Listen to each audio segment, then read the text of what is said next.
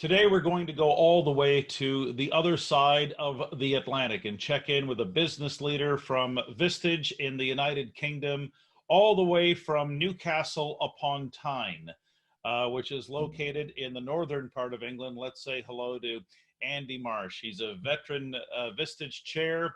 And Andy, I know you're sort of virtually on location at the very popular Joiners Arms, and tell us a little bit, for anyone watching here, about the business climate, the attitudes of business. We're doing these programs, as you know, to inspire and instill confidence in business leaders. How would you take the temperature out in the United Kingdom right now? I think the temperature's mixed, actually. If you read the press, the UK press, and what's going around, there's a lot of doom and gloom. There's a lot of panic around. The government, I believe, has really stepped up to support businesses with the loan schemes, with the various grants, with the support with VAT and tax and various other things. But on a more local level and a bit wider, the actual confidence of businesses is actually not too bad. It's in an okay level. There are naturally some firms that have. Hold on, Andy. Okay, let's go here in 3, 2, and 1.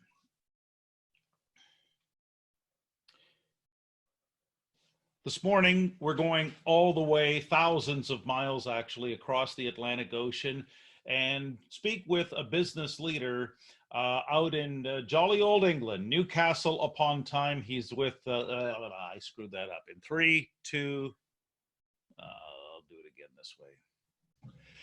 In 3, 2, and 1.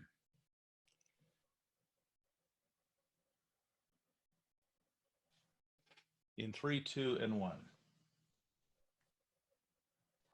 Continuing our series of how small business moves forward in these historic times, we're going to go all the way over to the United Kingdom and speak with Andy Marsh from Vistage in the United Kingdom.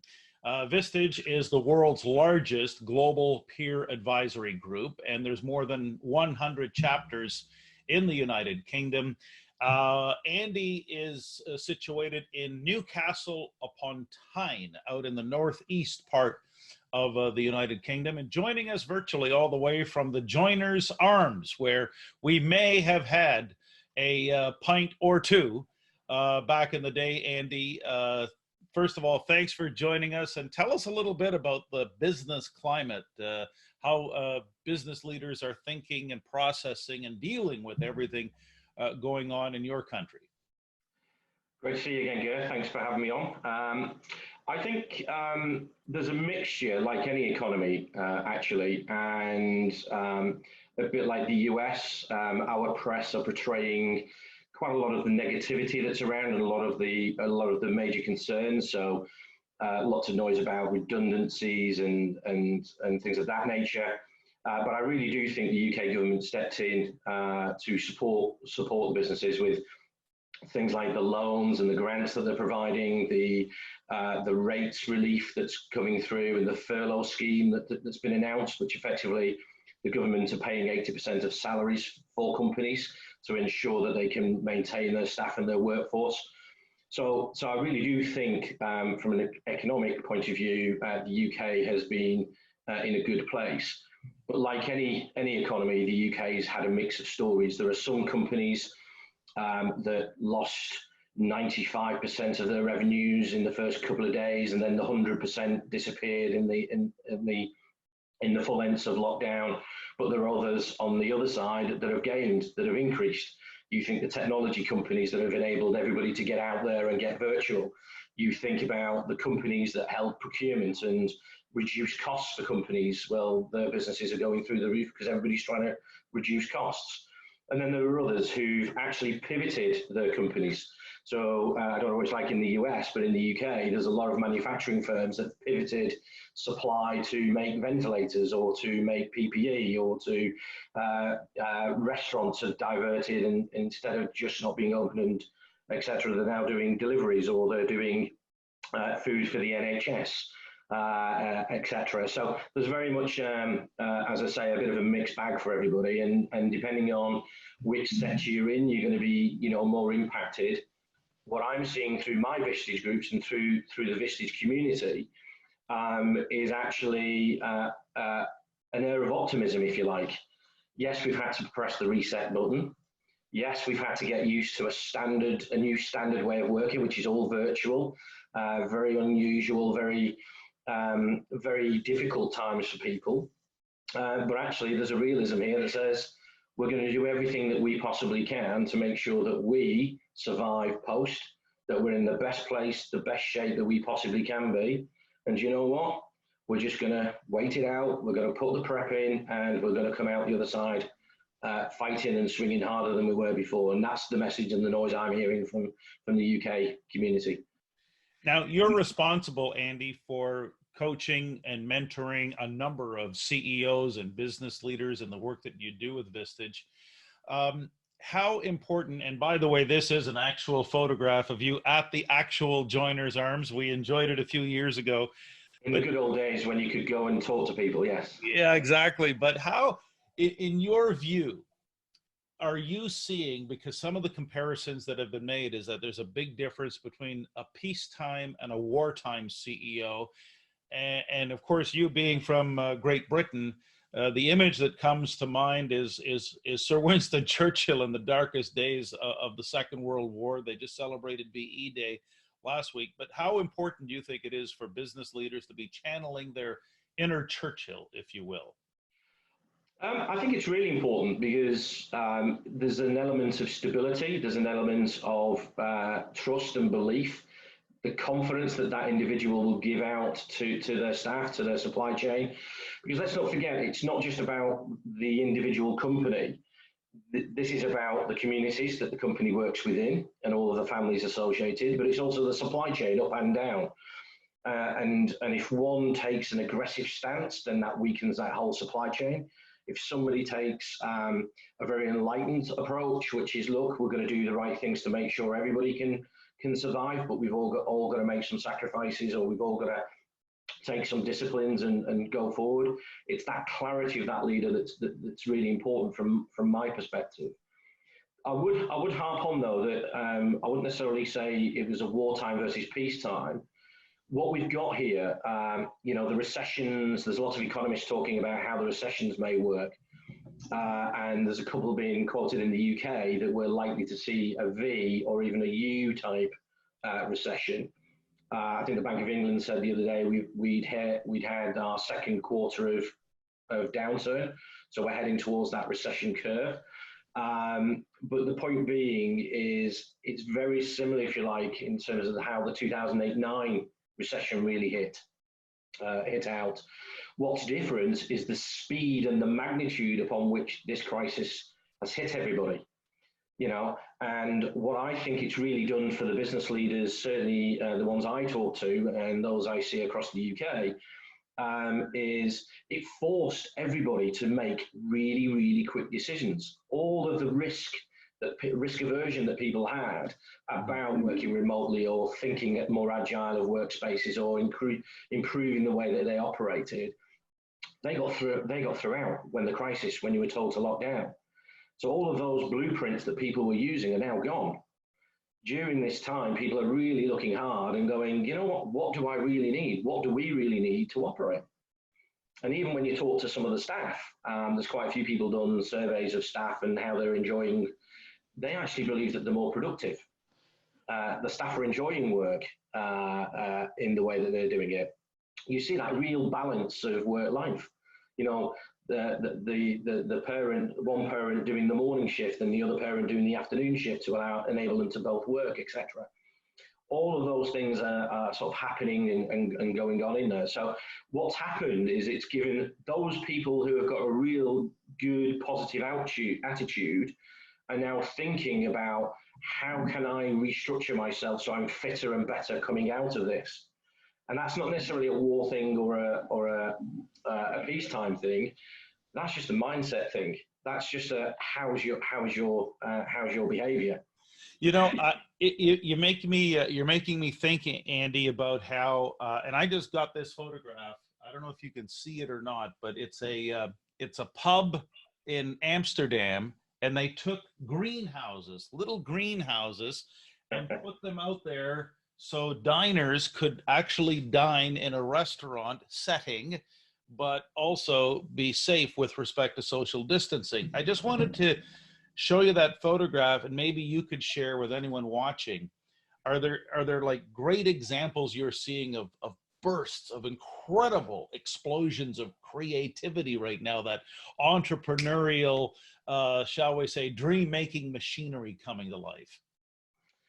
I think there's loads. The biggest thing that's taking me aback actually in the UK is the massive community spirit that's come back. You know, for some time, people were talking about, are we losing our identity in the UK? You know, it's such fast-paced, etc. But actually, just the community spirit of people looking after their local neighbours, the elderly, making sure that those who are in the category A, as we call it here in the UK, those with really serious health issues that we need to protect and look after, everybody's really come into their own. And when you look at companies that have pivoted the normal production and normal facilities, and they've pivoted to actually provide that community engagement. You know, I said earlier about PPE. They've pivoted to provide meals for the NHS. You know, I don't know if you've heard in the US, but every Thursday evening at 8 p.m. in the UK, everybody goes outside and we clap all of the key workers that are still working to make sure that we can run the NHS staff, the carers, the postmen, the fire, the police. You know, that whole spirit has just carried on. And that for me has been the biggest wow experience. There are lots of little firms about things about where firms have recreated themselves and have put themselves into a different place. Not so crazy as the greenhouse in a restaurant, because obviously we are in complete lockdown, so those things don't happen. But you know, you remember the Ship Inn, which is another local pub of mine just down the road. That can't work, but it's turned itself into a small local shop to provide walking distance amenities for people. You go into one of my other clients has completely focused all of his energies on supporting the NHS. So these sorts of things are happening. I've got another firm who that I work with that provides training and development for key talent. They have put free courses on for anybody who's furloughed. Are you familiar with the furlough scheme in the US? So they're putting free courses on for people who are furloughed. You know, not necessarily looking to capitalize or make a buck, but very much about, look, we've just got to get over this period and let's do the best we can. Yeah, let's not pitch. Let's find ways to pitch in. And speaking of pitching in, and talking about the spirit of community, the NHS, which is the National Health Service in the United Kingdom, that has gone worldwide. The poster child was the unlikely hero from the Second World War, Captain Thomas Moore. Tell us a little bit about this story from your perspective. He's in Yorkshire. He was doing laps in his garden. He just turned 100 years old, April 30th, from Queen Elizabeth, Her Majesty Queen Elizabeth on down. Everyone has been saluting Captain Moore's efforts. Over 32 million pounds raised for the NHS in the UK. But your thoughts, Andy, how this story, we know how it's impacting us around the world, but what about you over in Newcastle-Upon-Tyne? Well, the first thing is he's now honorary colonel, so he's been promoted. So congratulations to Colonel Tom. It's had a profound effect. I mean, I couldn't even, when it first came onto the headlines, onto our wider psyche. Here was an individual that had been through a world war and all of the associated wars and battles thereafter when he was in the armed forces. He's 99, coming up to his 100th birthday. He's at the what we call the tier A, so he's the most vulnerable in our community. And yet he's just decided, you know what, I'm going to do something here if it's just to raise a little bit of money and awareness. And he got off his backside and he went out. You know, what a lesson to the young people, what a lesson to business leaders. It's let's not drown ourselves in the sorry of the situation that we're in. Here's a chap who just said, you know what, the stiff upper lip, the old British stiff upper lip, and he said, right, let's crack on. And just look at what is inspired beyond it. You know, you see lots of these support stories now. There was a 2.6 or 26 miles because the marathons couldn't run that people were sort of doing. He's inspired now, I think, a different generation. But what he did is he sacrificed a little bit of exercise and a bit of time and walking around, but for other people, not for himself. And that was that community spirit that came back. So we're extremely proud of Colonel Tom and everything that he's done. And what a phenomenal thing, 32 million. Yeah, 32 million and counting. And I know there's some good news in the Marsh household lately. You've got a new mate. She is, I can't wrap this up without you telling us a little bit about Tilly. She's your newest Dalmatian, and I have on good authority that she's safe and sound in the snug. You don't call it a den or a family room or a living room. It's the snug. It's the snug. Yes, it's where I live is the coastline of the northeast, so beaches, and it's called the Secret Kingdom. Don't know if you remember that fact, Gare. And it's dog paradise. So we have a baby Dalmatian. She's 10 months old. She's a firecracker, puppy eye, you know, those puppy dog eyes. And she's just loving experiencing all of the walks and all of the life, but she's currently having a little afternoon siesta. We can't get anywhere near the snug now, just because it's her domain. So we're having to do with the actual living room. Well, listen, Andy, it's always a pleasure. And, you know, I had such a wonderful visit, 2 visits actually, with you over in the United Kingdom a few years back. And what can I say? Here we are. We're in these historic times. We've never been further apart, but as you said, we're also rallying and getting closer together. Some final thoughts, Andy, before we wrap up. Yeah, there's just one thought is when we're walking down the pavement, as we would call it, the sidewalk that you would say in the US, when you're walking down the sidewalk, if all you're doing is looking backwards, you're going to quickly hit a lamppost. And what the message I'm giving to my members, and I will say to anybody who's watching this, it's good to remember what things used to be like. But if we keep looking over our shoulder, we're not going to move forward quickly, and we're going to hit something. So turn your head around, look forward, see where the gaps are, see where the opportunity is, see the light, however small, and go for it.